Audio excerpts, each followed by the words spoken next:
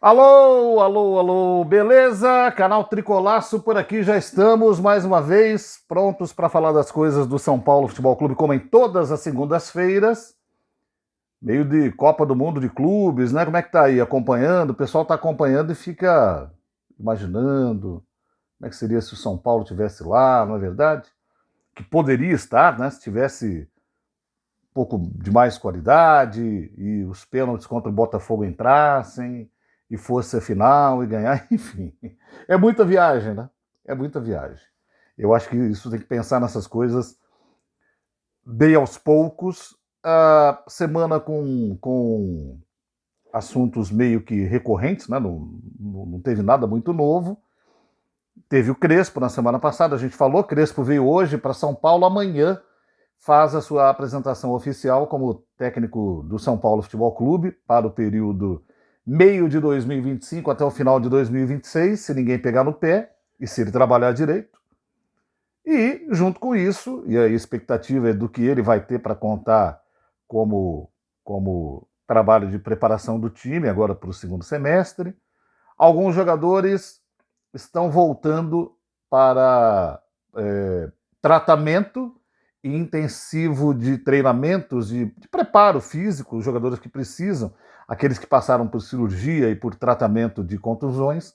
Então é Lucas, Oscar, Marcos Antônio, o próprio Caleri já voltando a fazer algum tipo de atividade física lá no São Paulo.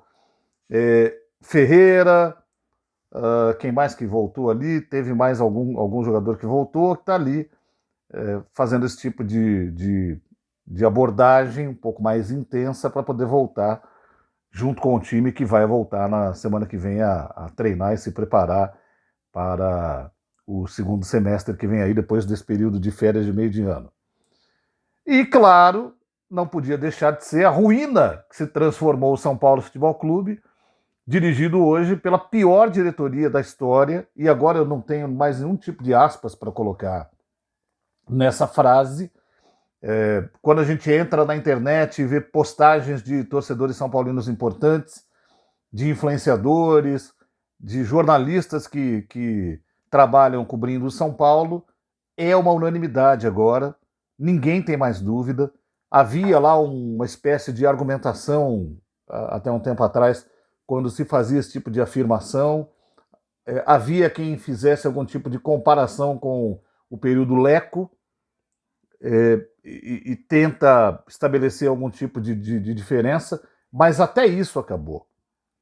E eu acho que a gota final veio na semana passada, não por esse evento em si, mas pelo conjunto das coisas e pelo somatório, que é você rescinde com um técnico que pediu para sair porque você não tem coragem de demiti-lo, para contratar um técnico que já esteve aqui, que foi demitido por essa mesma diretoria, que a ele deve dinheiro e dilui esse valor no contrato que foi assinado para que ele assuma a equipe, e ao mesmo tempo o São Paulo anuncia que está perdendo jogadores entre aquelas novidades que foram lançadas há pouco tempo, inclusive objeto de críticas ao Zubeldia.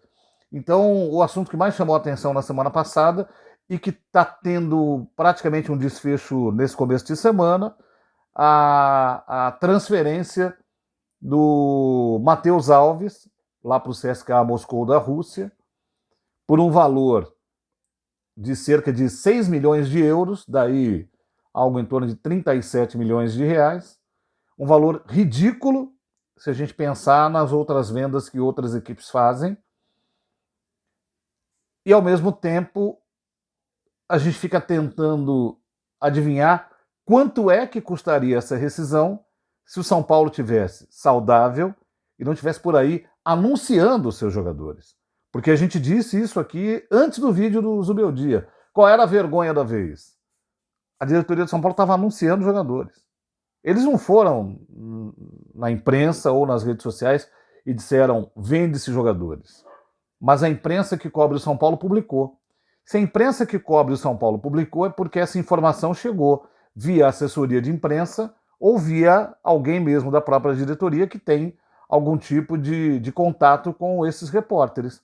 Mais de um repórter publicou em mais de um veículo frases como São Paulo, como é que é?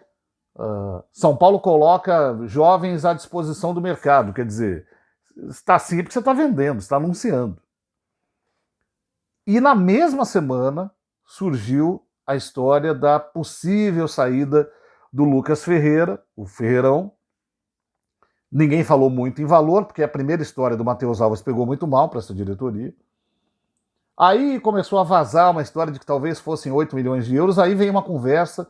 Não, por menos de 10 milhões, o São Paulo não negocia, a equipe era o Krasnodar, também da Rússia, o que também levou muita gente a ficar especulando por que Rússia, que tipo de representante o São Paulo tem para aquela região do mundo, porque já tinha negociado atleta com o Zenit, por exemplo. Mas isso também não importa, se é Rússia, Espanha, mercado emergente, ok, mercado que sempre teve dinheiro, mas o que as pessoas tentaram estabelecer é se tem algum tipo de vínculo com alguém que facilita esse tipo de negócio, que deve estar se aproveitando, por exemplo, com comissão. Deve ter. Deve ter, porque o São Paulo precisa negociar. E o que o São Paulo deixa no ar? Que ele está negociando porque ele precisa arrumar o seu caixa que está arrebentado. O curioso é que também via imprensa, porque eles nunca falam abertamente, vem a história de que, não, olha, o São Paulo vai negociar o Matheus Alves, mas vai investir num atacante. Na mesma semana, tem a informação de que talvez o André Silva possa ser negociado. Então, olha, acompanhe comigo o raciocínio. O São Paulo tinha o Caleri e o André Silva e promoveu o Rian Francisco. Todo mundo reclamava que o Rian Francisco não jogava. Aí o Caleri se machucou. O André Silva passou a ser titular e o Rian Francisco reserva. Na semana da parada, quando o São Paulo enfrentou o Vasco e perdeu de 3-1, o São Paulo negociou com o Cruzeiro o Juan de Neno, argentino, por empréstimo. Então o São Paulo passou a ter o Caleri machucado, o André Silva como seu centroavante titular, o Rian Francisco como seu reserva imediato e o Juan de Neno como terceiro reserva. Numa configuração simples, seria isso. Por quê? Porque, com razão, o São Paulo não pode ficar descoberto. Se machucar o André, o Rian é muito jovem, tem que ter um substituto. Né? Ou se você perdeu o Rian, tem que ter um substituto. Você já perdeu um, que é o Caleri. Então estava ok. Aí, a diretoria vai negociar o Alves por pouco dinheiro, mas diz, não, mas calma, a gente vai investir num atacante. Por quê? Você já tem 3. Aí, dias depois, não, olha, André Silva pode ser negociado. Mas quando trouxe o Dineno, não era para ter um a mais? E vai negociar o André Silva? E aí vai gastar com outro? Gastar por quê? Gastar com quem? Quem é o empresário? Quem é o agente do eventual jogador que vier? Por que esse interesse? Por que o São Paulo não tem dinheiro, mas arruma dinheiro para algumas aventuras? O São Paulo não está quebrado?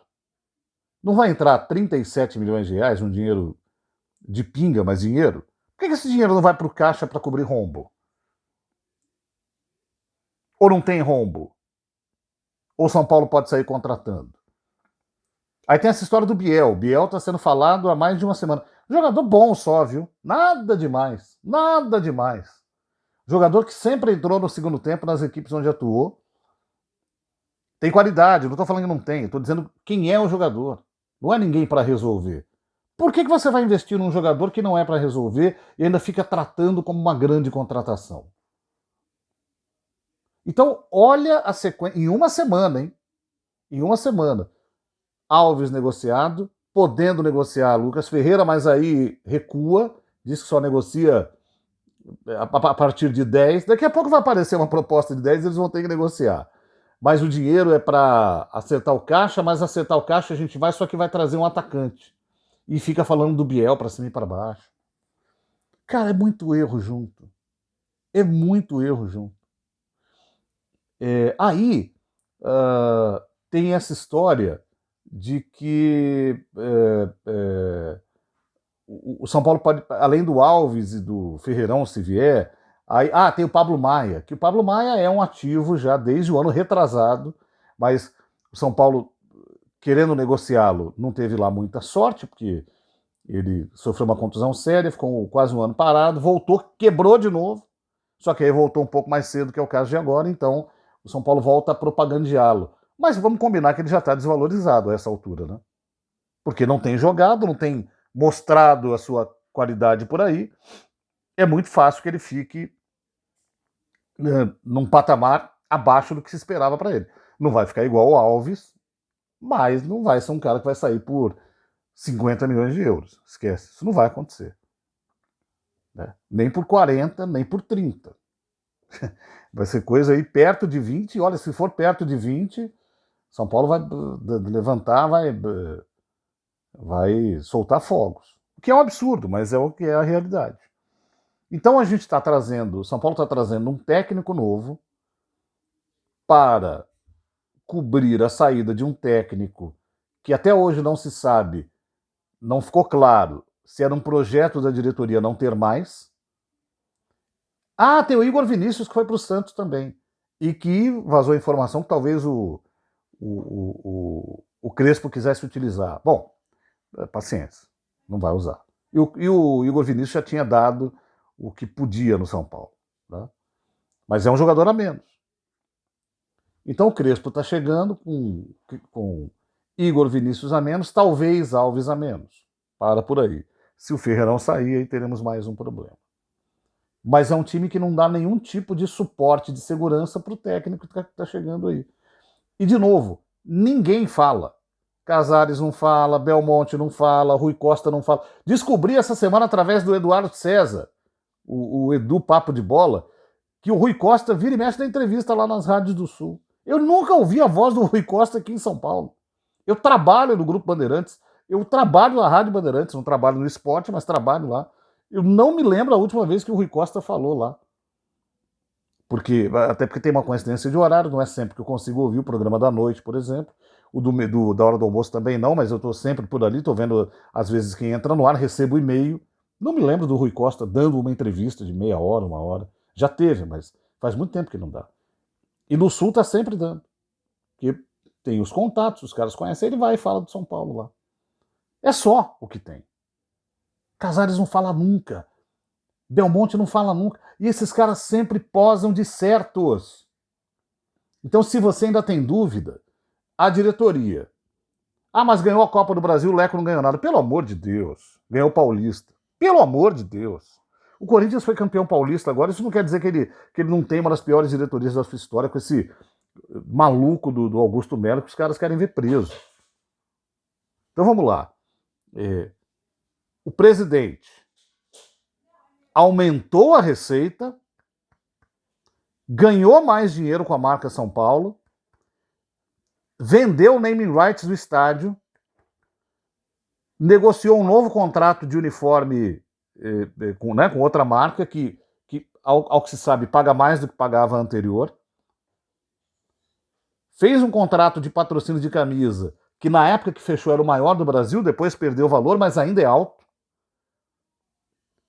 Tinha um déficit e aumentou esse déficit, deve para jogadores, deve para ex-técnico, deve para o técnico que saiu agora e vai ter que negociar jogadores.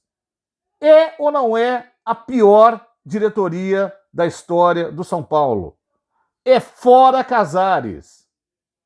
É fora Casares. Péssimo dirigente.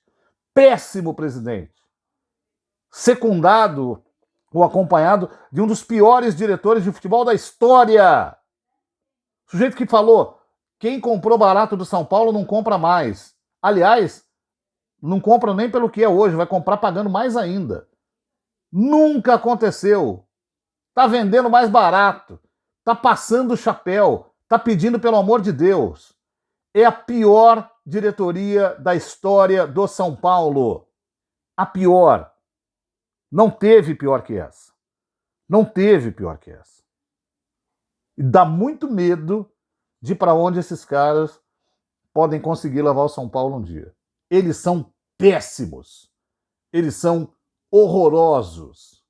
Eles são horríveis. Acredita em mim. Até semana que vem, gente.